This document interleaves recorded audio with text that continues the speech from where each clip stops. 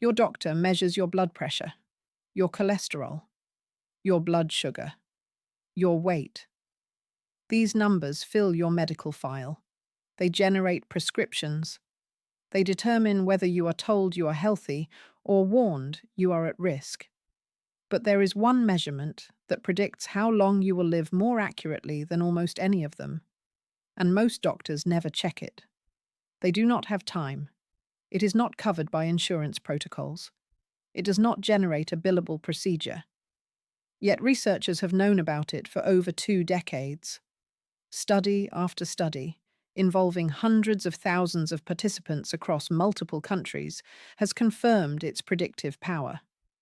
Some scientists now call it the sixth vital sign. Others call it the single best indicator of biological age versus chronological age. And you can measure it yourself, right now, in your own home, in less than 30 seconds. By the end of this video, you will know exactly what this measurement is, what your result means, and precisely how to improve it if your number falls short. Because unlike your genetics, unlike your age, unlike many factors that influence longevity, this one is within your control. Most people have never heard of this. Since you are watching, you are about to join the small percentage who understand what actually predicts survival and what to do about it. The measurement is your walking speed, not your ability to walk, not whether you can complete a mile. Specifically, how fast you cover ground when walking at your normal, comfortable pace. This may sound too simple to be meaningful. It is not. In 2011, a landmark meta-analysis published in the Journal of the American Medical Association pooled data from 9 major studies involving over 34,000 adults aged 65 and older. The researchers examined the relationship between habitual gait speed and survival over follow-up periods, ranging from 6 to 21 years. The findings were remarkable. Walking speed predicted survival better than age, better than smoking status, better than blood pressure, better than body mass index. Among all the variables measured, gait speed was one of the single most powerful predictors of who would still be alive at the end of the study period. The relationship was not subtle. Seniors who walked at speeds above 1 meter per second, roughly 2.25 miles per hour, had substantially higher survival rates than those who walked slower. For every 1/10 of a meter per second increase in walking speed, the risk of death decreased by approximately 12%. Let me state that again, because it deserves emphasis. A small improvement in how fast you walk corresponds to a meaningful reduction in your likelihood of dying. This was not a single study with questionable methodology. This finding has been replicated repeatedly across different populations, different countries, different research teams. It is as close to scientific consensus as longevity research gets. The question is why? Why would something as seemingly trivial as walking speed predict something as profound as how long you will live?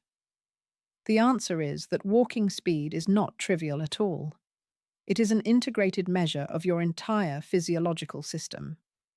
To walk at a reasonable pace, multiple systems must function well simultaneously. Your cardiovascular system must deliver oxygen efficiently. Your lungs must exchange gases effectively. Your muscles must generate adequate force. Your joints must move through proper ranges of motion without pain. Your nervous system must coordinate complex movement patterns. Your brain must process sensory information and maintain balance in real time. Walking speed is not testing one thing. It is testing everything at once. It is a full-body systems check disguised as a simple activity. When your walking speed declines, it is rarely because of a single failing system. It is because multiple systems are degrading together. Often, before any individual decline would be detected by standard medical tests. This is why researchers consider it so predictive. A slow walking speed is not a disease. It is a signal that something, often multiple somethings, is going wrong beneath the surface. It catches systemic decline earlier than most specific diagnostic tests.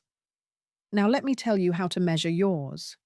You need a measured distance of 4 meters, approximately 13 feet. A hallway works well. Use tape to mark a starting line and an ending line. You also need a stopwatch. Your phone has one. Stand at the starting line. When you are ready, begin walking at your normal, comfortable pace. Not racing, not shuffling, just walking as you naturally would if you were going somewhere without urgency. Start the timer when you cross the starting line. Stop it when you cross the ending line. Divide 4 by your time in seconds. This gives you your speed in meters per second. For example, if you crossed 4 meters, in 5 seconds, your gait speed is 0.8 meters per second. If you did it in 4 seconds, your speed is 1 meter per second. If you did it in 3.5 seconds, your speed is approximately 1.14 meters per second. Do this 3 times and take the average. Single measurements can be affected by momentary distraction or hesitation. Now, what do your results mean? Below 0.6 meters per second is considered severely impaired. This level is associated with significant limitations in daily function and substantially elevated mortality risk. If this is your result, please consult your physician. This warrants professional evaluation. Between 0.6 and 0.8 meters per second indicates impaired gait speed. You are below the threshold associated with optimal survival, and you likely experience some functional limitations even if you have adapted to them. Between 0.8 and 1 meter per second is intermediate. You are functional, but have room for improvement that could meaningfully impact your health trajectory. Above 1 meter per second is where you want to be. This level is associated with better survival, preserved independence, and what researchers call exceptional longevity expectation, meaning you are statistically likely to exceed average life expectancy for your age. Above 1.2 meters per second is excellent. If you are maintaining this speed past 65, your physiological systems are functioning at a level considerably younger than your chronological age. I measure my own gait speed monthly. I track it the way some people track their weight or blood pressure. Because unlike those measurements, gait speed tells me something comprehensive about how my body is functioning as an integrated whole. The critical question is whether you can improve a slow gait speed, or whether it is simply a marker of decline that cannot be reversed. The research here is encouraging. Gait speed is modifiable. Studies have demonstrated that targeted interventions can improve walking speed even in adults over 80. The interventions that work are not surprising, but they require commitment. Resistance training is the foundation. Your walking speed is limited primarily by the strength of your leg muscles, particularly your quadriceps, hamstrings, and glutes, and by the power those muscles can generate. Strength is maximum force. Power is force generated quickly. Both matter for walking speed. Exercises like squats, lunges, leg presses, and step-ups build the raw strength. Exercises performed with intentional speed, standing up quickly from a chair, explosive step-ups, even jumping if you are capable, build the power. Research shows that power training may be even more important than pure strength training for improving gait speed in older adults. Balance training matters more than most people realize. If your nervous system does not trust your stability, it will limit your walking speed as a protective mechanism. You will shuffle even if your muscles are capable of more because your brain is unwilling to risk a fall. Improving balance through single-leg stands, tandem walking, and dynamic balance exercises gives your nervous system permission to let you move faster. Cardiovascular conditioning supports the oxygen delivery that sustained walking requires. This does not mean you need to run marathons. It means regular walking at progressively faster paces. gradually extending the duration. Your cardiovascular system adapts to the demands you place on it. If you only ever stroll, it adapts to strolling. If you push your pace, it adapts to that instead.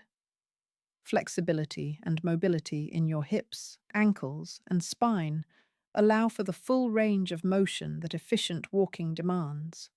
Stiff joints force shortened strides. Shortened strides mean slower speeds. Daily stretching and mobility work, particularly for hip flexors and ankle dorsiflexion, remove mechanical barriers to faster walking. I want to address the psychological dimension of this because it matters more than we acknowledge. Many seniors walk slowly because they have decided they are old. They have internalized a cultural script about what 70 or 75 or 80 looks like, and they are performing that script with their bodies. They shuffle because shuffling is what old people do. They move cautiously because caution is expected. This is not conscious. It is absorbed. And it is lethal. When you decide you are old, your body believes you. It adapts to the expectations you set for it. If you expect to move slowly, you will move slowly. And that slowness will accelerate every system decline that slow movement both reflects and causes. I refuse this script. When I walk with purpose. I walk as though I am going somewhere that matters. Not because I am performing youth, but because I understand the physiological consequences of the alternative. Your body is listening to the story you tell it. Tell it a better story. There is one more dimension to this research that I want you to understand. Walking speed does not merely predict mortality. It predicts what researchers call health span.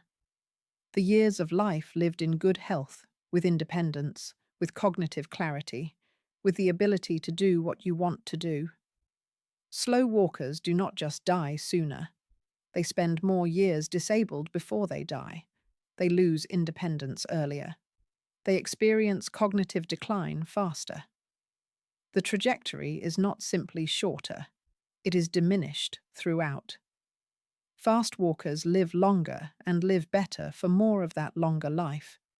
This is not a small difference. It is the difference between spending your 70s traveling and spending them in a chair. It is the difference between knowing your grandchildren as an active presence and knowing them as someone who needs care. This is why I consider gait speed the most important health metric most people ignore. It predicts both quantity and quality of remaining life. And unlike genetic factors, unlike things that happened decades ago, it responds to intervention now. So here is what I want you to do. Today, measure your gait speed. Know your number. Do not guess. Actually measure it. If your speed is below 1 meter per second, make a plan. Begin a resistance training program focusing on your legs. Add balance exercises. Start walking faster intentionally, even if only for short distances. If your speed is above 1 meter per second, maintain it. Do not assume it will stay there without effort. The default trajectory is decline. Staying above the threshold requires ongoing investment. Measure again in 3 months. Track your progress. Treat this number with the seriousness you would treat your blood pressure or cholesterol, because it predicts your future at least as well as they do. This is not about vanity. It is not about appearing youthful. It is about remaining alive, independent, and capable for as many years as possible. Your walking speed is a message from your body about its current state and future trajectory. Most people never receive the message because they never ask for it. Now you know how to ask. And you know what the answer means. If you are part of the small percentage who takes this seriously, who measures what matters, who refuses to accept decline as inevitable, who understands that agency requires information, then you belong here. Share this with someone who deserves to know their most important health number. They will not hear it from their doctor. They might hear it from you. Return here. There is more to discuss about what predicts survival and what you can do about it. Until next time, stay vital.